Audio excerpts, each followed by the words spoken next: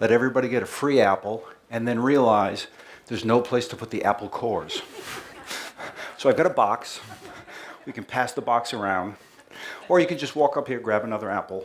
But we'll make this work. I apologize about that in advance. There is a trash can right out. No, you're going to make them leave. Stop. Take them out. Thank you. Yeah, thank you. Anyway, so there's apples. And not to give it away, but there's red delicious apples and golden delicious apples. I'm Ken Lane. I have the privilege and honor of heading up marketing for Stark Brothers. Anybody not hear of Stark Brothers before today? Yeah, that's okay. So our company is 200 years old. And starting in 2015, I was doing presentations in different parts of the country. And I was amazed at, because I've been in the gardening industry for a number of years, I was amazed at the amount of people who hadn't heard of Stark Brothers. And then I realized what I needed to say was, have you heard of the red delicious apple? Have you heard of the golden delicious apple? Because that's who we are. We brought those to the United States. We made those things happen. We've made those, gosh, part of American society. So we're 200 years old. I've got to kind of stop, pause, and tell you I'm pretty humbled, because the reason I'm here today in our 202nd year is all the people that came before me, before us, for many years. And in 2016, we did a compilation of the people who are with our company today. And we have somebody like Elmer Kidd. Elmer Kidd just retired last year, worked for us for 50 years, right? Longer than you've been alive. He came to work every day to our company, right? Because he loved what he did and he loved what he was doing for us. And how lucky are we because of that? People like Terry Stark, no relation, but Terry Stark has worked there for 40 years. And as she said, Ken, the first time I got my hands dirty, I knew I was hooked. 40 years she's been there. And the list goes on of people who have made our company great, people who have done so many things for us. Some of us, right, Matt, make note of this, some of us who had longer hair back then than they do today when the pictures were taken. People who've worked there for 20, 25, 30 years in our call center. Right? Now, technology has changed our business. We do 75% of our business today on the internet. The catalog drives a lot of that traffic. But 75% of our business is on the web. 20 years ago, we had a call center with 125 people in it. Today, our business is 3 times the size it was then, and we peak at 19 people answering the phones. So technology has changed it considerably. One of the things we talk about within our company is, what are we going to do for the next 200 years? What's the foundation we leave for our people today so that 200 years from now, how audacious is that? But 200 years from now, there's still Stark Brothers out there, and we're still doing great things. And so I'm showing you a couple interns here, right? So people like Elmer Kidd, 40 years, 50 years, Terry Stark, 40 years. What's that next generation of people who spend their lives working for us? And so we've got a very aggressive intern program working with the University of Missouri, and then we just want to start working with other universities of finding young people who are getting degrees in agriculture or pomaculture or growing in some way, shape, or form to come join our company and to keep our company moving forward. There's a couple of our interns. And these two people, who you'll never see speak publicly, these are the two people who are probably the most important in our company today. This is Cameron Brown on the left and Tim Abear on the right. They're the owners of our company.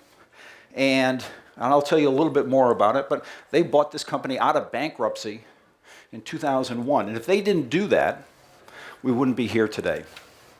And as I talk through this morning, our history and some of the stories, there's all these forks in the road of our company where the company could have gone away. And on this day, these two guys kept our company going by buying us when they did. And what's really interesting about it is 30 years before that, Cameron Brown's father helped build our garden center retail business in Louisiana. Some of you may have made the trip out. Every end of April we have Customer Appreciation Days. It's not as great as this event is, I'll tell you that, but it is. We get people from all over the state and a lot east of us as well come to the store. Cameron Brown's father helped build that retail store, and quite frankly, I truly believe if he hadn't have done that, Cameron Brown wouldn't have bought this company, and we wouldn't be here today. So the interesting thing about apples and fruits and gardening is that throughout society are these terminologies that we float around, and sometimes, or oftentimes in our business, we find ourselves saying pun intended or no pun intended, but we have things like an apple a day keeps the doctor away. Interesting thing, that expression is literally just a little over 100 years old. And rumor has it that it was the Stark Brothers Red Delicious apple that was the start of that. When the Red Delicious apple came along in 1893, people didn't eat apples. People fed apples to horses. They made pies. They made applesauce. It wasn't a fruit that you ate every day. And this Red Delicious apple came along and changed all that. And then came this expression. And comparing apples and oranges. And gosh, we use that one a lot. And then we're trying to catch on, and maybe you can join me. Peaches and cherries. That's like comparing peaches and cherries. No, it's not going to work. Life is a bowl of cherries. The fruits of your labor. Finding the root cause. Seed money. Right?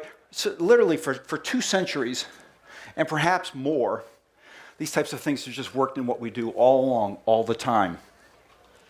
So, we're 202 years old.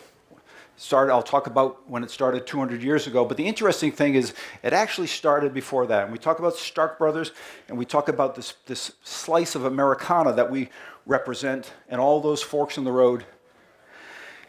And interestingly enough, James Hart Stark, who's our founder, who started it in 1816, his second cousin or great cousin was General John Stark. And General John Stark was in the Revolutionary War. He was a hero in that Revolutionary War. And literally on his dying bed, he said, "Live free or die, death is not the worst of all evils." And so live free or die, maybe you've heard that. That's the state motto of New Hampshire. I'm from Boston, if you haven't figured out with my horrible, horrible accent so far. And so live free or die is part of it. But in the fall of 1816, which was right after the War of 1812, all throughout the country, the government was giving land grants. And you heard the expression, the back 40. They were giving 40-acre land grants. But what you had to do is you had to move across the Mississippi River and set up a homestead there. And one of the interesting things with it that was good for Stark, essentially, was that for every acre of land you had that you were given, you had to put a fruit tree on it. And so James Hart Stark comes over, crosses the river, brings his family, brings a satchel full of scions. Anybody know what a scion is? So a scion, it's a stick, just a simple stick, and it's got a bud on it, and this bud is used to make a tree. And he brought those through, and he did it in the fall because it was cool. They would have died otherwise. He's got to keep them temperature controlled. He brings those across the river, and he starts his business. And the interesting thing in 1816, just to put, by the way, we're the 7th company. There's 7 companies in the United States today that are 200 years old. We're the 7th one.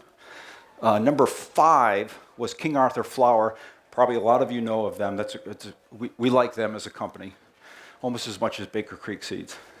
But in 1816, Abraham Lincoln was 7 years old, right? Abraham Lincoln, 7 years old. He was just a kid. We have 7 years old? Well, you're not 7. He's just a 7. They're in school today. 7-year-old child, right? Missouri wasn't a state. The 3rd and 4th presidents of the United States were still alive and would be for another 10 years. Baseball wasn't invented, so the Royals hadn't won a World Series. The Cardinals hadn't won a World Series. The Red Sox hadn't won a World Series. And a lot happens over the course of those 200 years. And since that time, our company has survived a civil war, 2 world wars, 4 financial panics, Great Depression. We just got out of the Great Recession. I talked about the bankruptcy. The big bad evil company was Foster and Gallagher. And then, if you don't know the story, we shudder every time we think about it, but Foster and Gallagher essentially shut down the same way Enron shut down. The day before they did, they raided everybody's pensions funds, took the money and ran, and that was the end of that, or the beginning of something new. We've survived a fire, 3 tornadoes, and 2 500-year floods. Right. I tell my daughters, I do math for a living. That doesn't make any sense, does it? Right? But we have. And it's a story of resilience. It's a story of Midwestern strength and a little bit of luck and a lot of things. If you've been out to Louisiana, Missouri, this is his cabin. This was the cabin that he went to in 1816. It was disassembled and moved in 1951, piece by piece, about a mile. It's across the street from our store on the main drag that goes through Louisiana. There used to be tours, and then kids were playing with matches in the 70s, and they stopped doing that. We did, in 1816, for our bicentennial, we planted a red delicious and a golden delicious apple in a time capsule there as well. So that'll be opened up in 25 years.